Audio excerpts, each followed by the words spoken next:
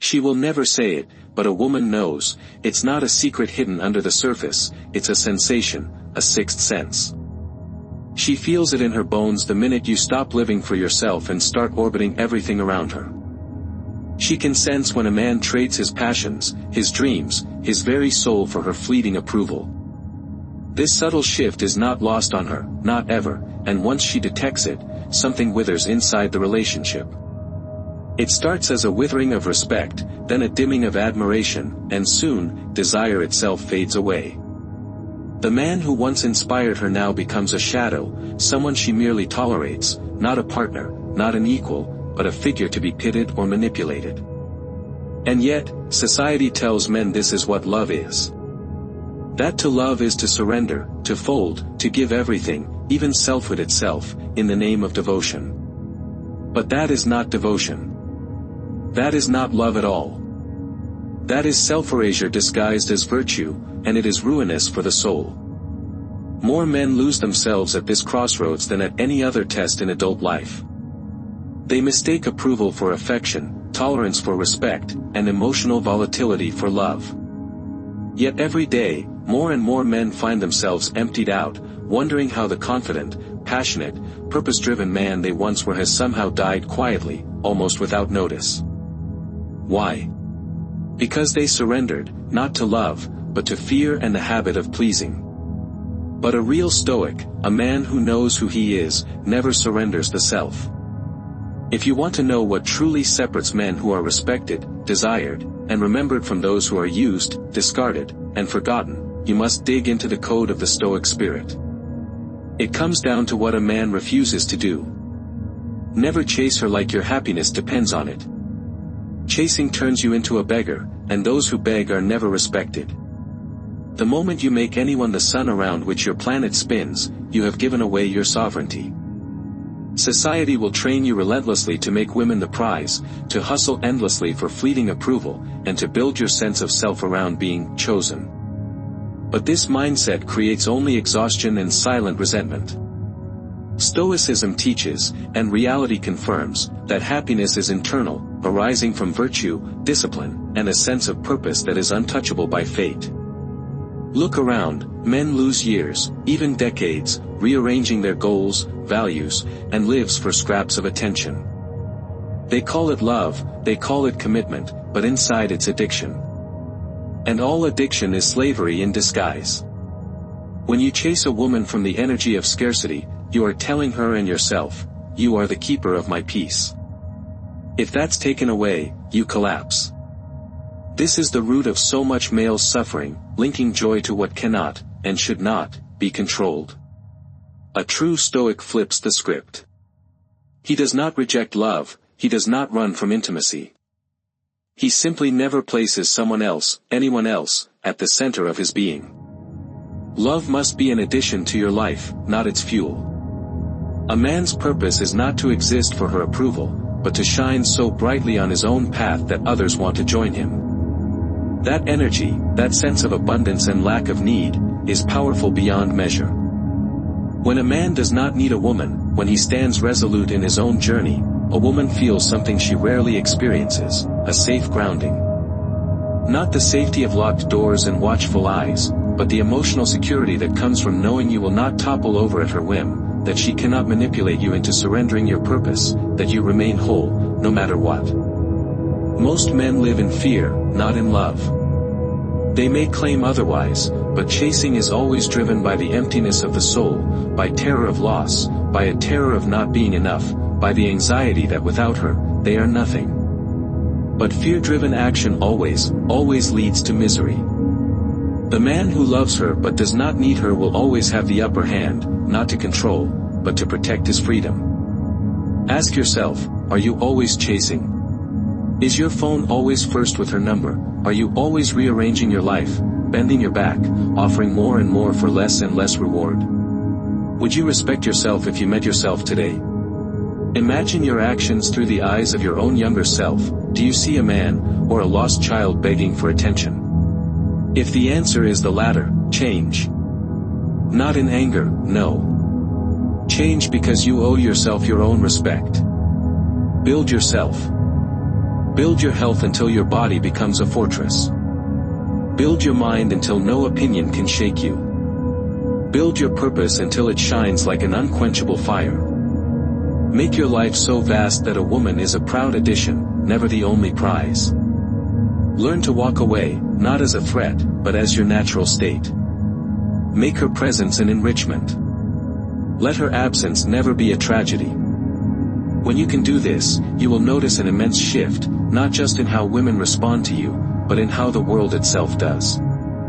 If you want to become magnetic, become a man who is unshakable, not because you manipulate, not because you withdraw love, but because you are so grounded in what cannot be taken that your presence cannot be ignored. You are no longer a pebble in the tide, you are the tide. But do not confuse coldness for strength. Care without codependence. Too many men think supporting a partner means becoming a sponge for her moods, a mirror for her emotional storms. At first, it feels like love. Her laughter makes you high, her pain makes you wrecked, her complaint unmans you, her praise anoints you. But where is yourself in all this? Lost. You have tethered yourself to someone else's mood swings and it will destroy you. A Stoic can feel empathy. He can comfort. He can be present for pain, and support her through hardship. But he never lets another person's storms dictate his own internal world. He can remain loving, but he is not dragged from his mission by her chaos. A Stoic is the mountain, not the balloon thrown about by every wind. Know this, women do not want to carry your emotional burdens on top of their own. They may say otherwise, but a man who becomes her puppet loses her respect. When you lose yourself and become her emotional echo, you become a weight, a chore, not a rock she can rely on. You stop being her partner and become her responsibility. This shift, once it occurs, is nearly impossible to reverse. If you want proof, observe those men apologizing for things they haven't done, those who let disrespect slide, those who quietly fold their ambitions to make her feel better in the short term. See how she treats them, at best, like a child, at worst, like a nuisance. A Stoic does not become her emotional twin. He stands in the full winds of her unrest and remains himself, unaffected, open-hearted but unyielding. In time, she learns to trust this more than any quick fix or endless apology. That is what creates respect. You remain the mountain. Avoid the trap of fighting for her attention, as a boy does in the company of boys. In any room, when beauty enters, most men shape-shift, becoming louder, more foolish, less themselves, seeking the fleeting validation of a woman's gaze. Competing for scraps, trying to outshine, outwit, outplay rivals, they lose what makes them valuable, their centeredness. The Stoic man shines without striving. He never competes, he does not need to. His worth is in his being, not in winning a coin toss of affection. If you have to compete for her, you have already lost. Even if you win, the win is empty, for now you must forever defend your crown against every new suitor. Exhaustion and jealousy will devour you. But a man who claims his own value, who invites her into his world if she wants it, who does not lower himself for a nod or a smile, is rare. And rare things are always more prized. Remember this, you are the sun. You do not beg the planets to orbit you. You simply blaze. The right people will draw into your gravity, those who do not cannot be forced, and you lose nothing when they drift away. Never trade your values for her approval. Small compromises, skipping the gym, hiding your ambition, avoiding a friend, slice away at the core of your identity until you no longer recognize yourself. Eventually, the painful morning arrives when you look in the mirror and the man you've become is merely a sum of someone else's preferences. A Stoic is polite and caring, but never bends his moral backbone for anyone. Virtue is not for sale. Respect grows for those who stand as themselves, who show up as the same man every day, no matter who's watching. It is better, as the ancient Stoics said, to be alone in truth than to be surrounded in comfort and lies. Approval bought with self-betrayal is no approval at all, it is quiet contempt, waiting to flower at the first sign of weakness. Do not make her the center of your universe. Many men, in the first feverish months of romance, forget their friends, their habits, their pursuits, their masculine edge. Suddenly, their world consists of her messages, her laughter, her presence. When she approves, their world is bright; when she is distant, their world collapses. This is not love. It is not devotion. It is obsession. It is worship masquerading as romance. A Stoic makes his purpose the immovable pole around which all else orbits. When he does this, his partner experiences a rare relief. She does not bear the pressure of being his entire reason for living, a pressure nobody, man or woman, can bear for long. When you make someone your god, you doom the relationship. They will either shrink under the weight, rebel against it, or simply lose interest. The most attractive men are those whose lives are so full, whose missions are so compelling, whose energy is so vibrant that a woman cannot help but be drawn along for the ride. Stand in your purpose, unwavering. When she looks at you, let her see a man in motion, unstoppable, unchangeable, unbreakable. Never allow yourself to become hooked on her emotional highs and crushed by her lows. The cycle is deadly, feelings of euphoria when she is sweet, and of anguish when she is cold. This is addiction, not intimacy. When you let anyone else control your internal world, you hand them the keys to your emotional engine, and if they are unstable, so are you.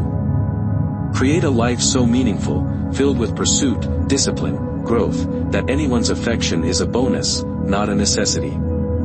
The Stoic man remains content, loving, steady, regardless of another's attention. His internal state changes only when he commands it, never as a reaction to the whims of someone else. When she tests you, as every partner eventually will, see it as an opportunity for mastery, not a threat to your existence. Do not explode in anger, do not sink into brooding silence. Respond with grace and humor or, when needed, with cool firmness. Tests end when you demonstrate that pressure cannot break you. If you can be manipulated with a word or an attitude, you are no longer a man but a tool. True tests never stop until you prove, repeatedly, that your core is unchangeable. The paradox is simple. When she realizes she cannot shake you, she finally relaxes, and the need to test you vanishes.